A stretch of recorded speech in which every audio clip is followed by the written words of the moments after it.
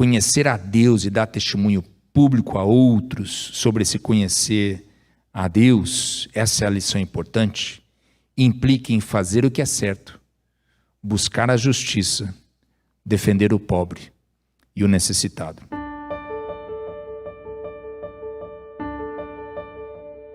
Nós seguimos hoje a nossa peregrinação com o profeta Jeremias.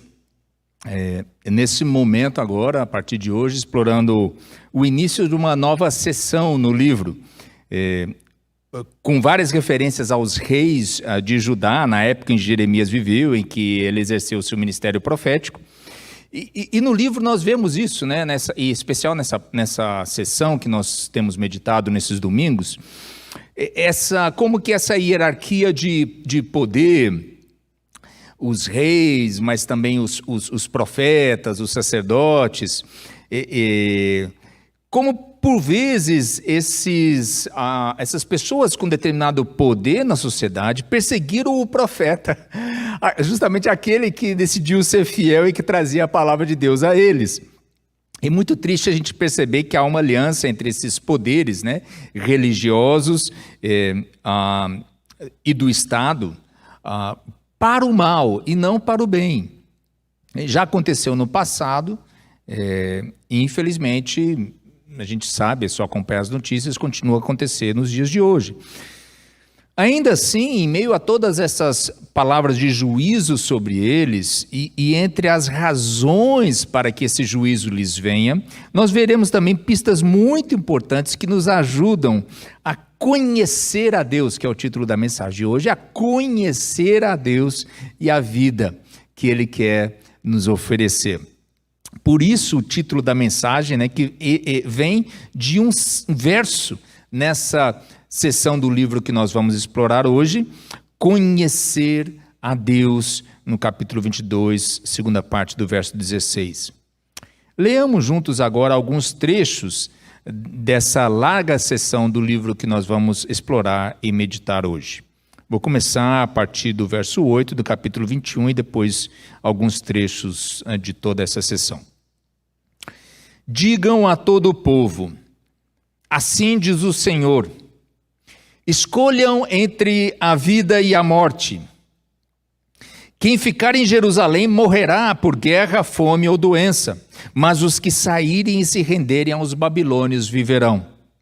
Sua recompensa será a vida.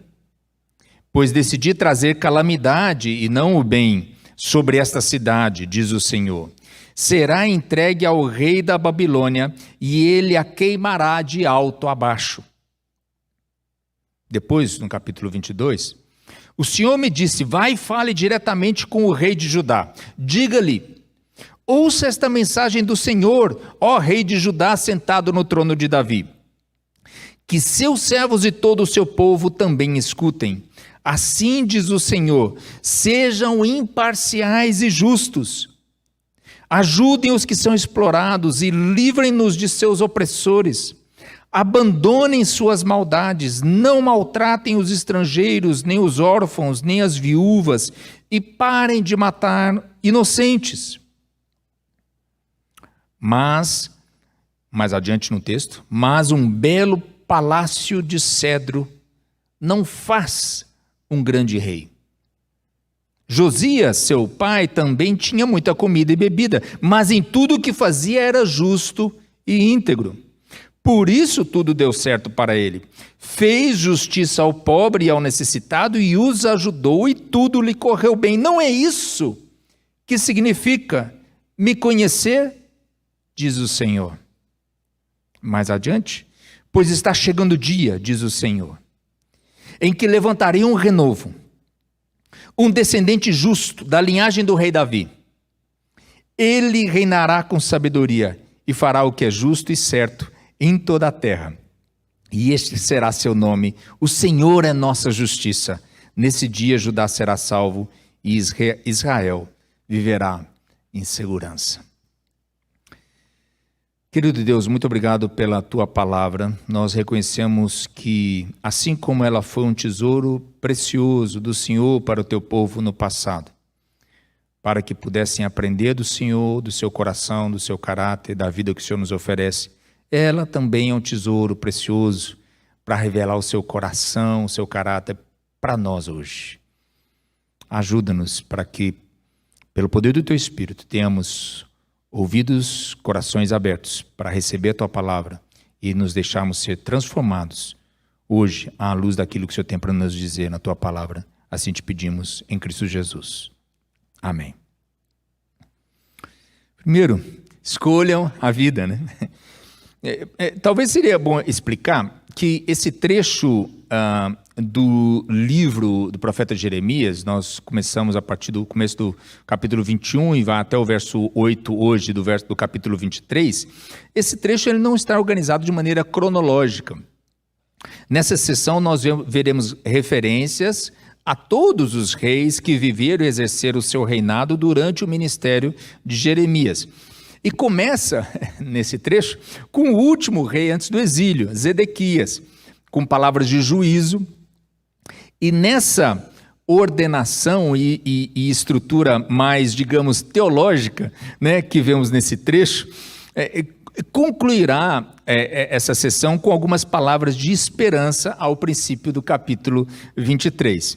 E no meio, entre várias exortações e alertas, uma é essa que dá título a essa primeira parte da mensagem: escolham a vida. Escolham a vida. Mas antes vejamos o que acontece aqui. O rei Zedequias, ele envia Passur, e talvez vale o esclarecimento, né? É outro Passur, e não o mesmo do capítulo 20, né?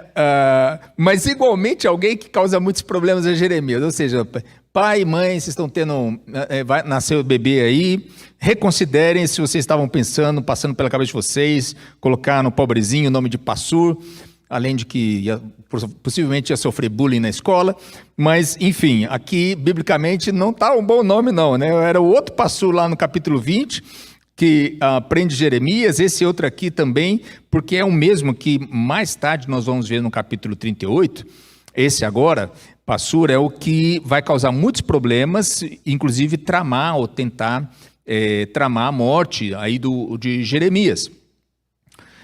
Então, assim, esse que nos conta o texto, que justamente, inclusive, tentou matar Jeremias, aparece aqui de cara lavada, pedindo a Jeremias que interceda a Deus no nome deles, desejando, quem sabe, que o Senhor os resgate milagrosamente, como havia feito no passado. Aí, queridos, eu acho que já temos um problema para começar, que é o problema da arrogância, da complacência, do achar que Deus, em lugar de ser o Criador soberano de todas as coisas do universo, é nada mais do que um poder, um amuleto, algo que eu poderia usar para o meu próprio bem e benefício. Eles ignoraram a Deus e a seus mandamentos por tanto tempo e agora querem um milagre de última hora.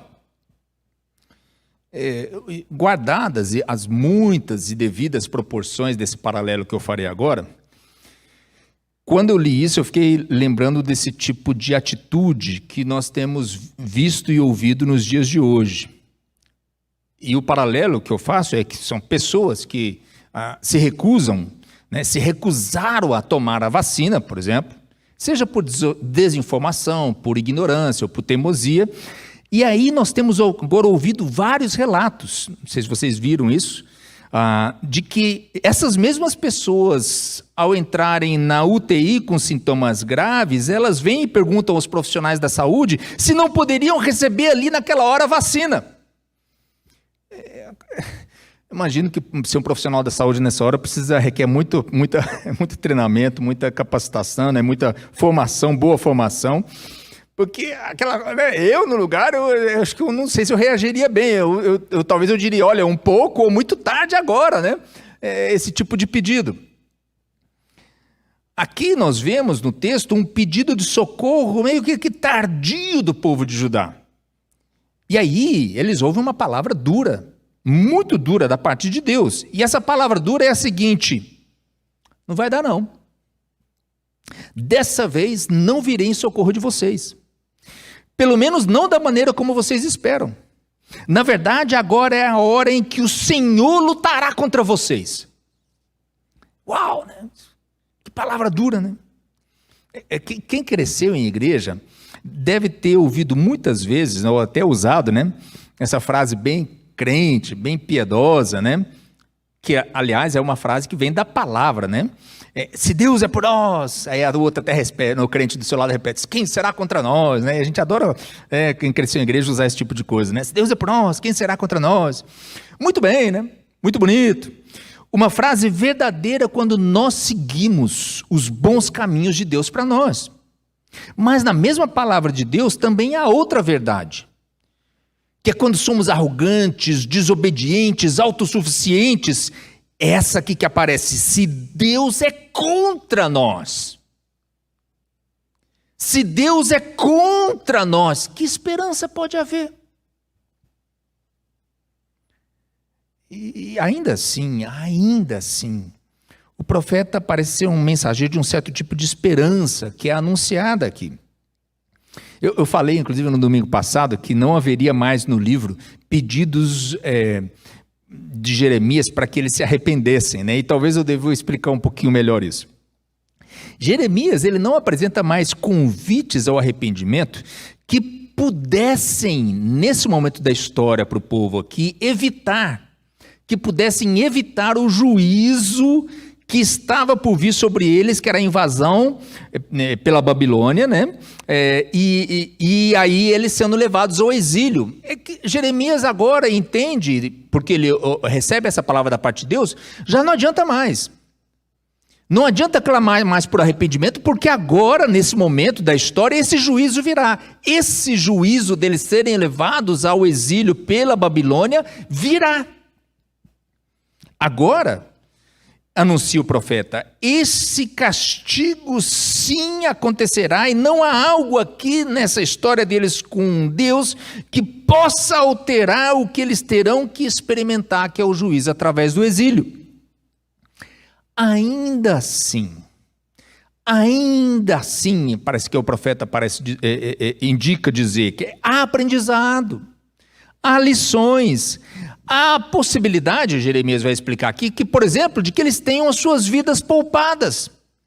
Com isso, o convite ou o alerta de Jeremias para que eles escolham a vida. Escolham entre a vida e a morte. Eu nem liguei aqui isso hoje, né? A equipe aqui fica meio perdida comigo, porque eu falo que vou passar os slides e não passo. Escolham entre a vida e a morte. Claro que era uma mensagem difícil para eles, porque aqui o detalhe era que essa escolha da vida implicava em que eles teriam que se render aos babilônios.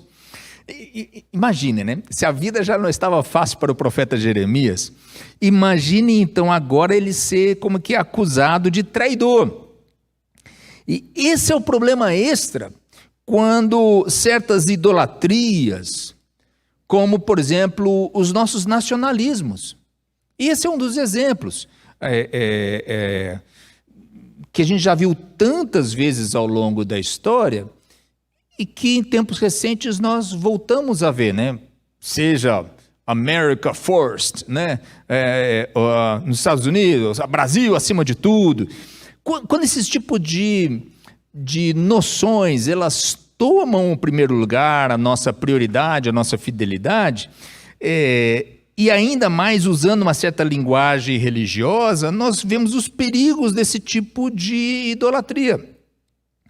E só para esclarecer, né, porque alguém poderia pensar, poxa, mas não é correto e justo você valorizar a sua terra natal? Exatamente, ou seja, essa é a postura adequada para um cristão ao longo da história. Amar e valorizar sua terra natal é bom e adequado. C.S. Lewis, inclusive, já explicava sobre isso para diferenciar o que é o nacionalismo de uma adequada valorização da sua terra natal. Já os nacionalismos são outra coisa.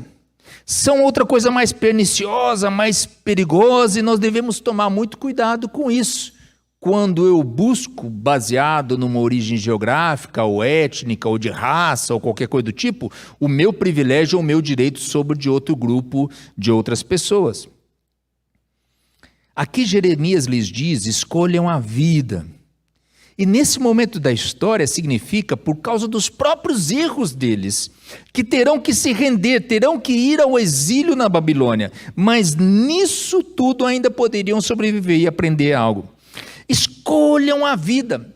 Ecoa uma passagem muito especial do livro de Deuteronômio, capítulo 30. E eu, inclusive, lhes convido aqui, depois em casa, vocês podem ter uma boa tarefa para a semana, né? Ler e meditar nessa bonita passagem, no capítulo 30 de Deuteronômio, em especial dos versos 11 ao 20. E eu aproveito e lhes conto uma história pessoal sobre isso, né? Anos atrás, eu estava num acampamento para jovens universitários e secundaristas, né, do ensino médio, em Peña de Bernal, em Querétaro, no México. Eu, nesse acampamento, eu estava fazendo as exposições bíblicas, num evento muito bonito que o pessoal lá, nossos queridos amigos do Ministério Entre Estudantes no México estavam organizando. E aí os organizadores vieram para mim e me disseram que eles tinham o costume de fazer um apelo durante o evento, que eles faziam cada ano, né? E é bom, eu explico para quem não é muito familiar da nossa tradição cristã evangélica. Quem é familiar já sabe, né? Mas eu explico. Apelo, quando diz apelo, normalmente é um convite que você faz em algum momento do evento, do culto, da atividade, enfim, para que as pessoas possam dar um passo público, né? Expressando que estão entregando suas vidas a Deus, né? Seja levantando a mão, vindo para frente, aquela coisa e tal. Isso é o que normalmente em algumas tradições cristãs evangélicas é muito comum ter o momento do apelo, né? E eles vieram falar comigo: a gente sempre costuma fazer um apelo aqui, então você pode fazer isso? E aí, a minha primeira reação, eu lembro, foi que, puxa, né? Eu estava pregando em Deuteronômio. Eu falei assim, pregando no livro de Deuteronômio, vou ter que fazer um apelo evangelístico aqui. Como que vai funcionar isso? E aí eu, revisando o material que eu já tinha preparado, havia essa exposição que passava pelo capítulo 30 de Deuteronômio. E foi como que fez o clique aqui. Exato. E é perfeito para um apelo isso aqui. Porque exatamente aparece isso: escolham entre a vida e a morte. Essa exortação aparece algumas vezes nesse trecho de Deuteronômio 30, como nessa parte aqui, ó. Hoje lhes dei a escolha entre a vida e a morte, entre bênçãos e maldições. Agora chamo os céus e a terra como testemunhas da escolha que fizerem. Escolham a vida para que vocês e seus filhos vivam. Eu fui então nessa direção, né? Que era de fazer um convite para que eles abraçassem essa vida. E nos termos propostos pela passagem bíblica, que era na continuidade: hoje ordeno que amem o Senhor seu Deus e guardem seus mandamentos, decretos, estatutos, andando nos seus caminhos. Se o fizerem, viverão e se multiplicarão. E mandei ver, né? Eu aqui na igreja a gente não é muito de tradição, né? Tá aqui, eu acho que eu vou ter que fazer eu vou fazer um apelo aqui, você vem, né? Vem seu joelho, entrega aqui, enfim. A gente não tem muito costume na nossa tradição aqui na nossa comunidade de ficar fazendo apelo, né? Alguém poderia até dizer, talvez a gente precisa fazer mais, tal. Vamos lá, acho que faz parte da comunidade a gente ir conversando e revisando o que for preciso. Eu conto para vocês, a parte bonita é que eu fiz esse apelo, era um auditório grande, e eu nunca vi antes, na verdade, do que eu me recordo depois, porque isso já foi há vários anos, nunca vi depois, Deus nunca me deu esse privilégio, esse presente antes, e nem tão bonito depois, de ver naquele momento tantos jovens passarem à frente e virem para entregar a sua vida ao Senhor. E eu fiquei olhando assim para a palavra, para o texto bíblico, eu falei, uau! Deuteronômio tocou aqui no coração dessa moçada. o Espírito de Deus fez a sua parte tocando no coração deles. Eu lembro de ter ficado emocionado, e eu guardo essa memória no coração, de como a palavra de Deus é um tesouro precioso, e muitas vezes é só a gente deixá-la, né? Deixar a palavra de Deus, com o mover do Espírito Santo de Deus, fazer o seu papel na vida das pessoas. Aqui no texto, em Deuteronômio, em Jeremias, que são ecos de Deuteronômio também, guardar os mandamentos de Deus, andar nos seus caminhos, essas eram chaves importantes nessa jornada para experimentar e escolher a vida. Pois bem, pensando nessas demandas éticas, relacionais de como deveríamos viver, exploramos as palavras de Jeremias aos reis de sua época que aparecem nessa sessão. E para esse trecho, nós usamos isso com poder, responsabilidade. A turma jovem, viu? Não é só Peter Parker nem Homem-Aranha que tinha esse tipo de discurso. Lá muito atrás, já Jeremias, Deus usava Jeremias para trazer esse tipo de mensagem ao povo naquela época, tá bom? Com o poder, responsabilidade. Daqui em diante, mencionando diferentes reis do seu tempo, Jeremias baterá uma e outra vez na mesma tecla, que tem a ver com o que Deus espera de qualquer um que tenha poder, que chegue a posições de privilégio e poder. Jeremias deixa bem claro que entre as demandas esperadas para alguém que tem o poder em suas mãos, a justiça está no topo dessa lista. Ou seja, o que Jeremias vai explicar aqui é que há uma certa legitimidade moral que sustenta e que é esperada daqueles que chegam ao poder. E essa legitimidade moral que sustenta e que é esperada daqueles que chegam ao poder é agir em favor do mais pobre e do mais necessitado na sociedade. Vejamos algumas vezes que isso aparece no texto. A cada manhã, na palavra para o rei, façam justiça ao povo que vocês julgam. Ajudem os que são explorados, livrem-nos de seus opressores. Do contrário, minha ira arderá como fogo que ninguém é capaz de apagar, por causa de todos os seus pecados. Depois, prossegue, dizendo assim: sejam imparciais e justos. Ajudem os que são explorados, livrem-nos de seus opressores. Abandonem suas maldades, não maltratem os estrangeiros, nem os órfãos, nem as viúvas, e parem de matar inocentes. E as mensagens aqui, queridos, são bem duras para os reis. São 4 reis que aparecem nessa lista. 2 dos reis que aparecem nela, Jeoacás, que sobe ao trono depois que Josias, são 5 na verdade, né, que aparece sobe ao trono depois que o seu pai Josias, que foi aquele que Jeremias começou a profetizar quando Josias, muito jovem, também tinha se tornado rei, né? E aí Josias morre, entra esse Jeoacás, que na verdade ele fica muito pouco tempo, 3 meses no poder, e também tem outro que fica bem pouco tempo, entra Jeoacás, né, logo depois de Josias, e também Joaquim, filho de Jeoaquim, que sobe ao reinado também bem jovem, com apenas 18 anos, e esses 2 eles ficam 3 meses cada um apenas no poder. Depois de Jeoacás, quando entra, esse que foi o breve, né, entra Joaquim, a descrição do reinado de Joaquim, ele fica mais tempo, mas é terrível.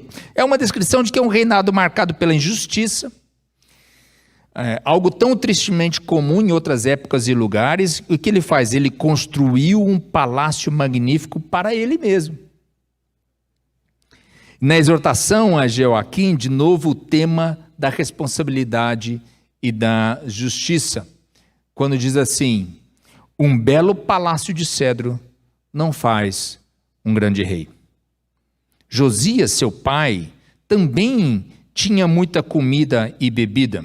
E Jeremias era muito... Deu certo a parceria dobradinha de Jeremias por Josias por muito tempo, na reforma religiosa que Josias fez.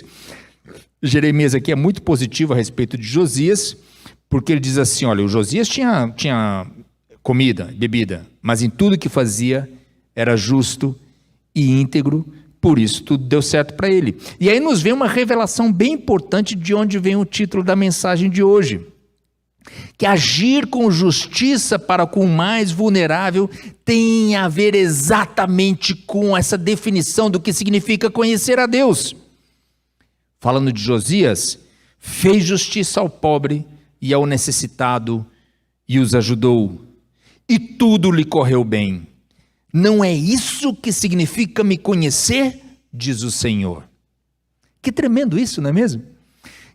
Quantas vezes nós pensamos que conhecer a Deus tem a ver com certas emoções, com certos sentimentos, com certas experiências místicas. Olha, nada contra as emoções, os sentimentos. Somos seres integrais, né? Feitos pelo Senhor, criado com razão, com emoção. Então não estou falando isso para dizer assim, exaltar alguém que é mais racional e outro que é emocional. O problema é justamente quando a gente identifica algumas dessas expressões que são parte comum ou da personalidade da pessoa ou de uma vida em comunidade, como a maneira exclusiva pela qual nós nos relacionamos com Deus, e isso é muito perigoso. Eu me lembro de alguém que veio na igreja, depois acabou não ficando mais na igreja, né? E ela vinha e me falava assim, a pessoa: não, é que eu não sinto muito a Deus assim no louvor. Eu não acho assim que, né? Aí eu falei: que você acha que precisava você ter no louvor para que você então sentisse a Deus? Aí ela fez descrições que na verdade eram de uma característica de um louvor, né, os estereótipos, avivado, né, que você fica pendurado no lustre, tal, não sei o quê, e a pessoa achava que sentir a Deus era isso. Falei assim, nada contra, você pode sentir a Deus, né? Não tem nem lustre, né? Cadê? Não vai nem onde, vai pendurar onde, né, Hugo? Pode, eu creio que você pode experimentar Deus também, num êxtase emocional, mas não só. No suave silêncio, você também experimenta a Deus. Então, às vezes, a gente tem muitas essas coisas, né? Conhecer a Deus tem a ver com certas emoções, com certos sentimentos, sobre pensar certas coisas, dizer certas palavras, formular as palavras do jeito certo. Aqui o profeta é muito claro sobre o que significa conhecer o Senhor. Por profeta, Jeremias, conhecer o Senhor é porque ele fez justiça ao pobre e ao necessitado e os ajudou. Bem concreto, não? Nada muito teórico aqui, mas uma vida que se traduz na busca da justiça, em especial dos mais vulneráveis da terra, que por vezes nos aparece nas Escrituras através dessas categorias, que ajudavam o povo da época a entender melhor o desafio que eles tinham, que eram as categorias que aparecem dos mais vulneráveis, eram o estrangeiro, o órfão, a viúva, o inocente, o pobre, o necessitado. Todas essas categorias aparecem nesse breve trecho do livro de Jeremias. O que a palavra nos desafia aqui é que como nos relacionamos com cada uma dessas pessoas vulneráveis, necessitadas, como nos relacionamos será uma evidência importante de que se eu conheço a Deus ou não, ou de como eu conheço a Deus. E aí no texto aparece outro aspecto importante, que é o testemunho externo, sobre o que os outros veem, aqueles que não compartilham dessa mesma fé, que no texto são apresentados como os das outras nações. E esse também era um tema comum no Antigo Testamento, que era como o povo de Deus vive, o povo de Deus, como eles viviam entre eles em comunidade, como eles agiam, como se comportavam, isso tudo era um testemunho público, visível a outros povos e nações, assim eles também poderiam conhecer ao Deus que era revelado e sua relação com o povo hebreu. Deus revelado na sua relação com o seu povo. E aí as outras nações poderiam conhecer o Senhor. E aqui no texto de Jeremias, isso que aparece tantas vezes no Antigo Testamento, outra vez aparece o testemunho para outras nações. Mas, dessa vez, digamos, aparece no sentido negativo, né? Em que a infidelidade do povo de Deus serve como um anúncio para as outras nações sobre o caráter de Deus e o caráter da aliança de Deus com o seu povo. No capítulo 22, no verso 8 e 9... diz assim: pessoas de muitas nações passarão pelas ruínas dessa cidade e dirão umas às outras: por que o Senhor destruiu esta grande cidade? E a resposta será: porque eles quebraram sua aliança com o Senhor, seu Deus, ao adorar e servir outros deuses. Veja só a ironia da coisa, que tremendo isso aqui. São as outras, pessoas de outras nações, que têm outras fidelidades religiosas, outras crenças, outros deuses. Eles estão vendo a destruição causada no meio do povo de Deus pelo próprio Deus, e isso serve como testemunho para eles do caráter do coração de Deus e do caráter da aliança de Deus com o seu povo. A minha oração é que o Senhor tenha misericórdia de nós, que nós, crentes, hoje, nunca sejamos um testemunho para os de fora por causa da nossa infidelidade, por causa do nosso mau comportamento, por causa do nosso mau testemunho. Que era que os outros falavam: olha, o Deus... Não, por isso que essa igreja evangélica está acabando mesmo. Porque o Deus a que ele serve, que aparece nas Escrituras, é muito diferente da maneira como eles vivem na sociedade hoje. Que Deus nos livre, porque é interessante, né? O que nos mostra isso aqui? Que Deus sempre vai dar testemunho de si mesmo na história. Quer sejamos fiéis, quer sejamos infiéis. É claro que é sempre melhor que possamos dar testemunho na nossa fidelidade. Porque mesmo no juízo que o texto nos diz, na nossa infidelidade, Deus continua dando testemunho de si mesmo, da sua glória, do seu caráter, do seu coração. Que conhecer a Deus e dar testemunho público a outros sobre esse conhecer a Deus, essa é a lição importante, implica em fazer o que é certo, buscar a justiça, defender o pobre e o necessitado. E aí vamos à última parte dessa mensagem, que é dos maus pastores ao rei de justiça. É assim que chegamos nessa parte final da meditação de hoje. Os reis, as autoridades, aqueles com poder, eles deviam cuidar, diz o Senhor. Quando o profeta fala dos pecados dos reis de Judá, dos capítulos,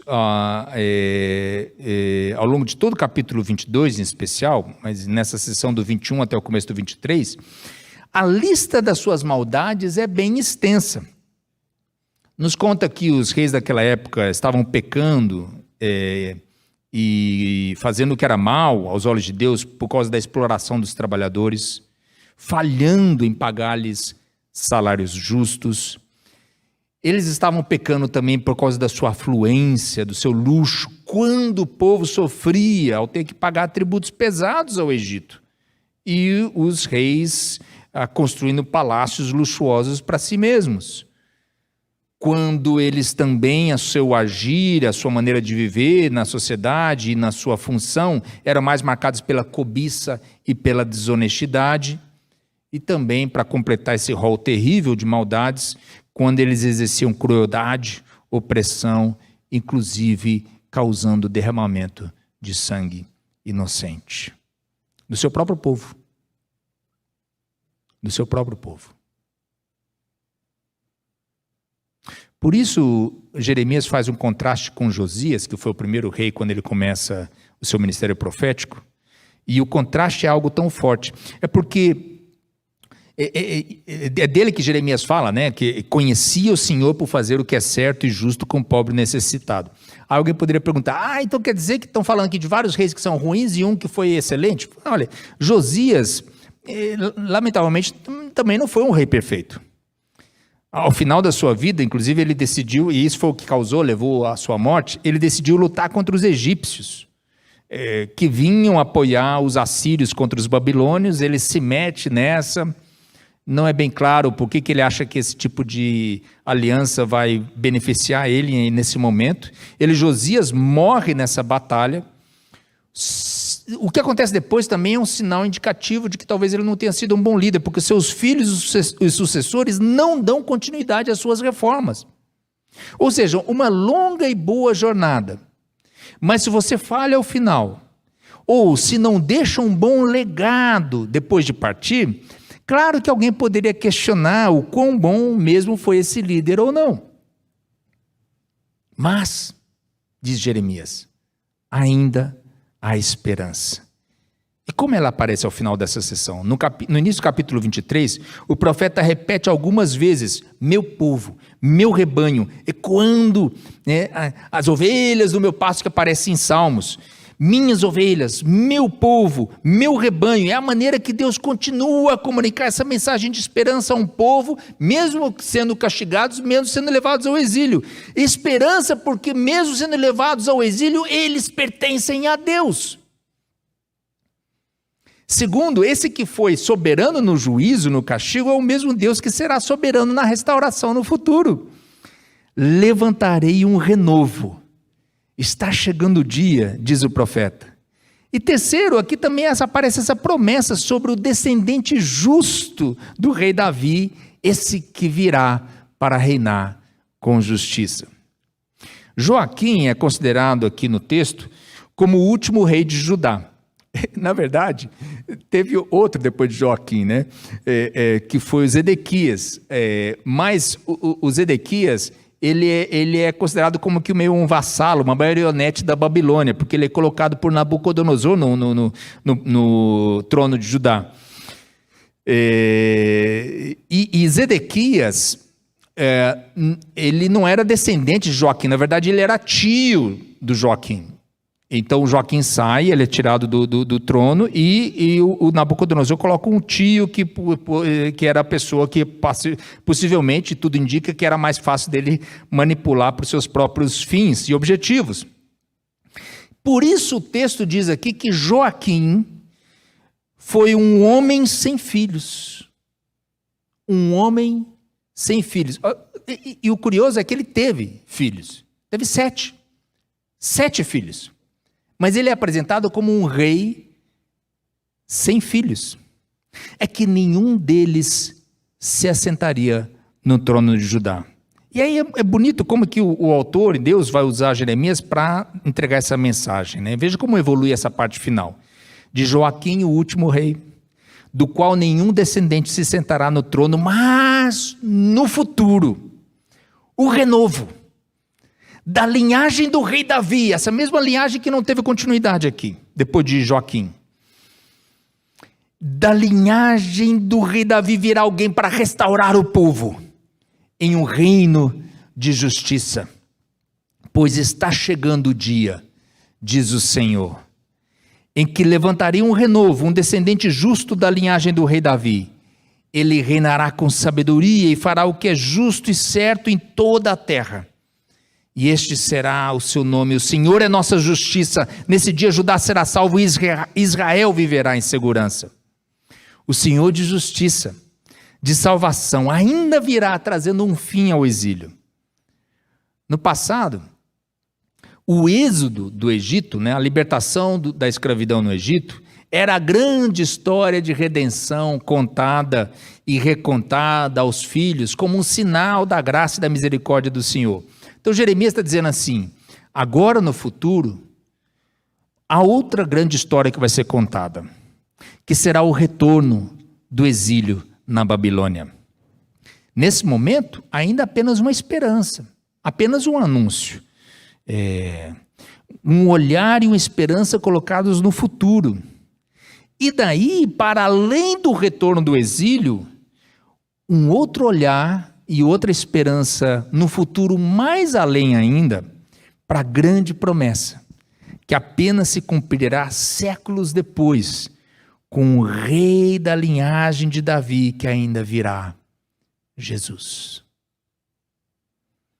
Um rei de justiça, diz o texto, cheio de sabedoria e de justiça. Esse rei será a nossa salvação. Gostaria de deixar algumas perguntas para que vocês meditem ao longo dessa semana, a partir disso que nós vimos juntos nesse texto. A primeira pergunta é: o que fazemos hoje quando ouvimos o convite de Deus para que escolhamos a vida?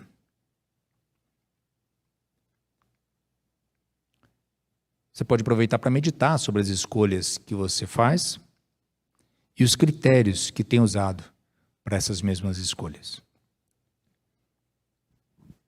A segunda pergunta que eu gostaria de deixar para vocês para essa semana é: para você, o que significa conhecer a Deus?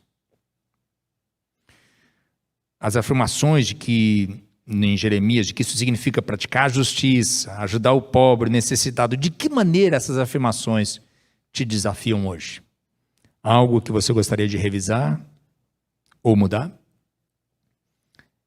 E a última pergunta é: como que essa esperança do reino de justiça, do Salvador que virá com sabedoria e com justiça, como que essa esperança te consola e te alimenta para a obediência que é requerida de nós hoje? Que Deus nos abençoe.